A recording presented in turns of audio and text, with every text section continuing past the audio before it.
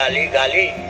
एक पेज में उनको एक पंक्ति मिली, अगर हमारा कोई आंसू पोंछने वाला है तो पूरी पाले हैं तो पूरी के शंकराचार्य। आपको नहीं मालूम होगा, नागपुर आदि में मुसलमान और दलित आदि कितने आके प्रवचन सुनते हैं।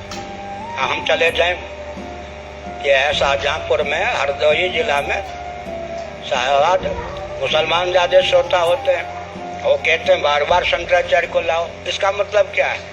पाकिस्तान में चले जाएं तो भारत से अधिक श्रोता मिले। नेपाल में मैं चला गया तो BBC लंदन के अनुसार 2.5 लाख वहाँ के गृह मंत्री जो सुन रहे थे पूर्व, उनके अनुसार 3 लाख श्रोता थे। पहला वाक्य था कि हिंदू राष्ट्र नेपाल था, है और रहेगा। तो हमने क्या संकेत किया? यह संकेत किया कि हमको नहीं लगता कि कुछ असाध्य है या पकड़ के बाहर है।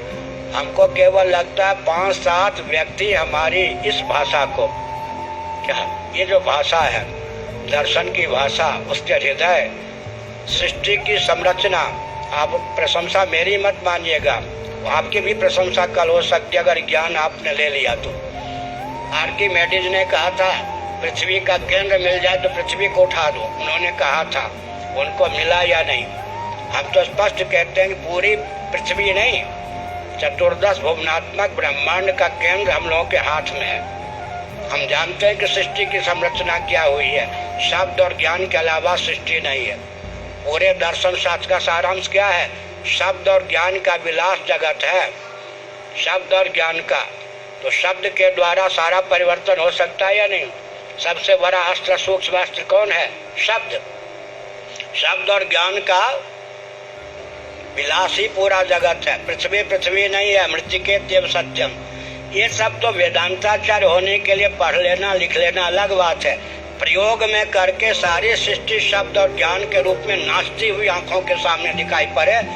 यहाँ बैठे बैठे अब आप मेरी सिद्धि कोई भी पात्रों में ये ज्ञान दे सकता हूँ, दे ही रहा हूँ, लुटा ही रहा हूँ। कोई पकड़ने वाला पकड़, मैं लुटा रहा हूँ, अनारी नहीं हूँ। इनसे कहा ना सभा में, मुझे हनुमान जी ये सब सप्तर्षि श्रोता होते हैं, व्यर्थ मेरा ज्ञान नहीं जाता।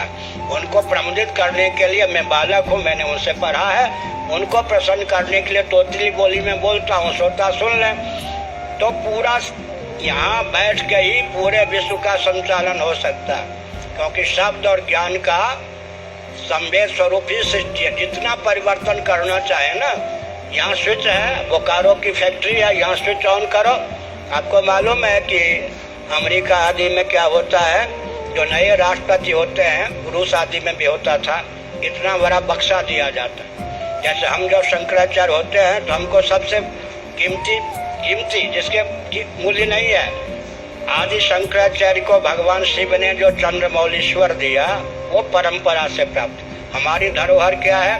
जो नए शंकराचार्य होते हैं, पुराने शंकराचार्य वो चंद्रमौलीश्वर देते हैं, वो हमारे आराध्य हैं, हमारे यहाँ पूजित होते हैं। हम अगर हम चाहें तो 2 लाख 3 लाख तो रोज चंद्रमौलीश्वर के नाम पर ही ले लें। सब ऐसी जगह पूजन करें, ऊंचे रख करके, दूर से दर्शन करेगा 5 लाख 5,000 वो देने के लिए तैयार। हम तो बंद कमरे में करते हैं, ये भी नहीं प्रचार करते कि मेरे पास है वो दिव्य भगवान शिव हैं। सदाशिव जी ने जो दिया शिवलिंग, वो तो परंपरा से मुझे प्राप्त है, उनका मैं पूजन करता हूँ, समझ गए ना? तो अभिप्राय क्या है? यहाँ बैठे बैठे ही मानवोचित ढंग से हम लोग काम कर रहे हैं। जब देखेंगे कि ये गियर फेल होने की स्थिति में होगी नहीं, तो पूरे विश्व को बैठे बैठे ही संचालन किया जा सकता है, क्योंकि शब्द और ज्ञान का संवेद स्वरूप ही सृष्टि है। इस चीज को अगर कोई साध ले, और कोई साथ दे या नहीं, जैसा संचालन करना चाहेंगे वो शब्द को वहाँ ला के फिट कर दो, शब्द अपना अर्थ निकाल लेगा, द्वार निकाल लेगा। तो एटम बम की शक्ति को भी निरस्त करने की क्षमता है। लेकिन कठिनाई ये होती है, इस वेदना, इस महिमा को समझकर 2-4 माई के लाल भी इस ज्ञान को लेने के लिए उत्सुक हों। जो उत्सुक हैं उनकी मेधा शक्ति इतनी क्यों थाम सके, फट जाएगी मेधा शक्ति, तपस्या का बल नहीं है तो। और जो उत्सुक नहीं है, अभिमानी है, वो क्यों लेंगे? और नहीं लेंगे हमारी योजना विफल हो जाएगी। ये भी नहीं, भगवान रामकृष्ण आदि आते हैं तो जितने सहयोगी चाहिए लीला में सब वहीं से लाते हैं। युधिष्ठिर आए, भगवान के भक्त, जितने सहयोगी चाहिए क्रांति के लिए सब वहीं से आते ना। वाल्मीकि रामायण महाभारत पढ़िए, वहाँ से सब लेके आते हैं। यहाँ भी हमारे द्वारा भगवान को आपके द्वारा जो कराना होगा, हमें रोना क्या है। वो सारे सहयोगी आ रहे हैं, धीरे धीरे मिल रहे हैं। जामवान बहुत पहले आ गए थे, फिर हनुमान भी आ गए, और जिस सुग्रीव को जब आना था सुग्रीव सामने आ गए। तो हमने संकेत किया ना कोई कष्ट है न कुछ, संक्रमण काल है और बहुत अच्छे ढंग से बिना मार काट के भी काम चल सकता है। लेकिन अभी समाज में प्रेम और विवेक को सुनने, समझने, धारण करने की क्षमता नहीं है। प्रेम और विवेक की भाषा जिनको पचती नहीं है उनका तो संहार होना ही है, वो चाहे कोई भी हो। और जो सनातन धर्मी हैं वो सुन लें, अभी भगवान का अवतार होगा तो सबसे पहले किसको मारेंगे? जो हम लोगों का प्रवचन सुनते हैं और मानते नहीं, उन्हीं को मारेंगे। वो समझते हैं कि भगवान जो होते हैं वो क्या होते हैं? भाई भतीजावाद वाले। भगवान कौन होते हैं जी? प्रवास क्षेत्र में अपनी आंखों के सामने बेटे पोते को गाजर मूली की तरह कटवा दिया, वो भगवान होते हैं। भगवान को सह लेगा व्यक्ति? तो हम लोगों को नहीं सह रहा, भगवान को सह लेगा? भगवान में भाई भतीजावाद नहीं होता है। भगवान जब पूछेंगे कि 24 वर्षों से तुम लोग सुन रहे हो, तुमने एक कदम उठाया, 1 घंटा भी लगाया राष्ट्र के लिए, सबसे पहले तुम्हें मारूंगा, तब क्या होगा? तब क्या होगा? अनर्थ होगा या नहीं? तो भगवान के अवतार को सहा भी सकता है क्या? इसलिए जिनको प्रेम और विवेक की भाषा पसंद नहीं है, पचती नहीं है, उनका तो संहार हो नहीं है।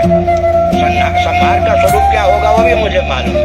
उसके बाद जैसा हम लोग चाहते हैं उसके अनुसार व्यक्ति काम करने में सफल होंगे। तो विवेक का समादर करने पर सब कुछ होगा। हर हर महादेव।